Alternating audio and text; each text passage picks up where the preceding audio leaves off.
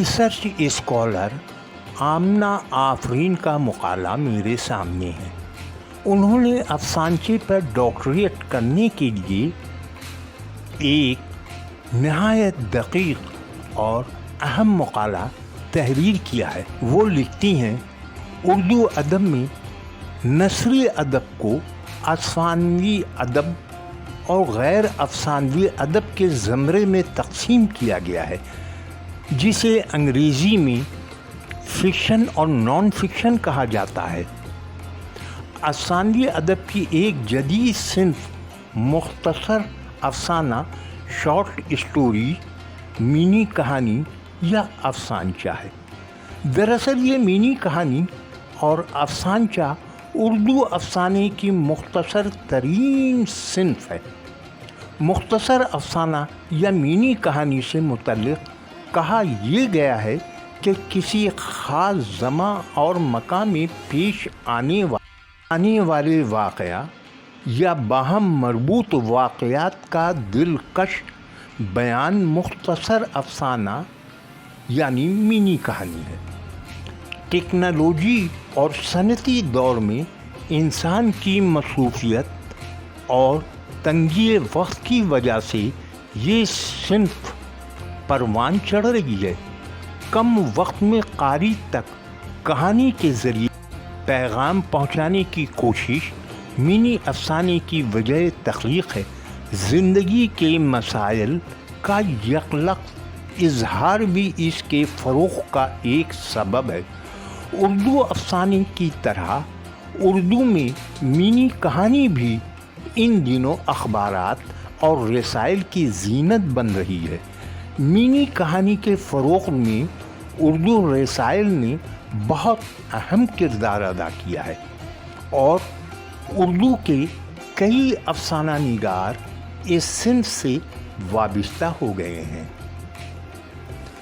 عمدہ، بہت عمدہ الفاظ میں مصنفہ نے افسانچے کی تعریف لکھی ہے۔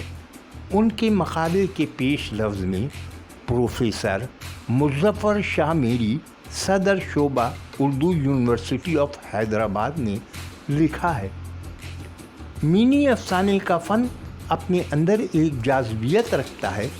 یہ مختصر ہے اور جامع بھی، ایک عمدہ شعر کی طرح اپنے جسم کے اعتبار سے مختصر مگر روح کے اعتبار سے جامع۔ اس صنف نثر کا جو فن کا رمز شناس ہوتا ہے وہ کامیاب مینی افسانے تخلیق کر سکتا ہے، اور جو ناآشنا ہوتا ہے وہ اپنے ہی فن کا شکار ہو جاتا ہے، کالے جادو کرنے والے جادوگر کی طرح۔ مظفر شاہ نے چند لفظوں میں بہت کچھ سمجھا دیا۔ افسانچہ نویسی اتنا بھی آسان نہیں ہے جتنا لوگ سمجھتے ہیں۔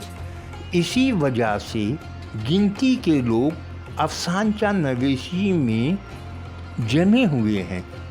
نئے لکھنے والے بھی اس میدان میں آتے جا رہے ہیں۔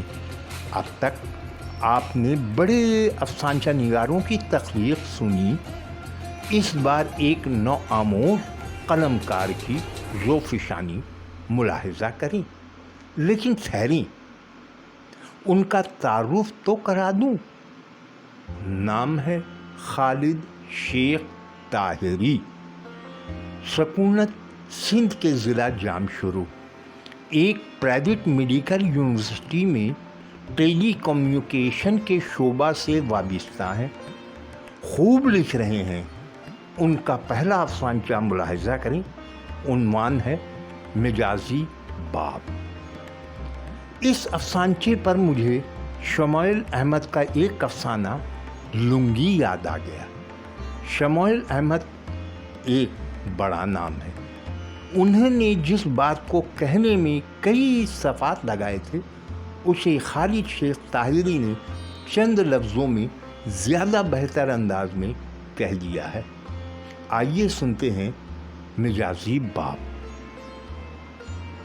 40% زرین کے کان میں سرگوشی ہوئی تو اس کے ہونٹ सख्ती से भींच गए। 50% गर्म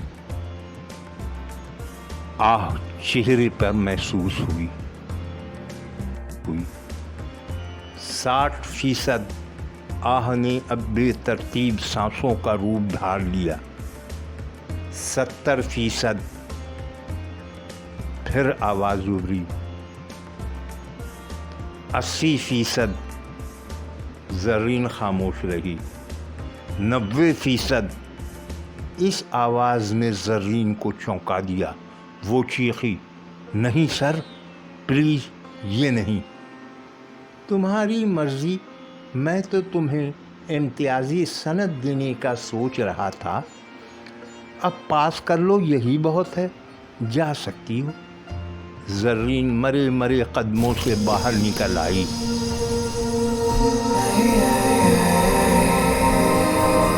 उन्वान है किराया। उसने एक नज़र भरी हुई बस पर डाली और कूदकर बस में सवार हो गया। वो जगह बनाता बस के वसत में डंडा पकड़ के खड़ा हो गया। बस दूसरे स्टॉप पर रुकने वाली थी कि उसके करीबी सीट पर बैठा शख्स खड़ा होकर आगे बढ़ने की कोशिश करने लगा। वो फौरन उस सीट पर बैठ गया और जेब से 30 रुपए किराया की निकाल कर मुट्ठी में दबा लिया। कंडक्टर नए चढ़ने वाले मुसाफिरों से किराया लेते हुए पास से गुजरकर आगे गेट पर जा खड़ा हुआ। उसने 30 रुपए फौरन जेब में डाले और औंघने की अदाकारी करने लगा। वो सोच रहा था, चलो 30 रुपए बच गए, बच्चों को चीज़ दिलवा दूंगा। इन्हीं सोचों के दरमियान उसका स्टाफ आ गया। वो घर पहुंचा तो बीवी को सहन में परेशान हाल खड़े देखा। क्या हुआ? गुड़िया को अचानक बुखार हो गया है। अरे, परेशान क्यों होती हो? अलमारी में बुखार का शरबत रखा है, वो पिला दो। वो मेरे हाथ से बोतल गिरकर टूट गई। इबरत का ख़जाना है ये छोटा सा अफसानचा। किसी ने खूब कहा है कि अफसानचे की पहचान है कि इसकी आखिरी सतर चौंका दे। खालिद शेख ताहिरी में यह खूबी साफ नज़र आ रही है।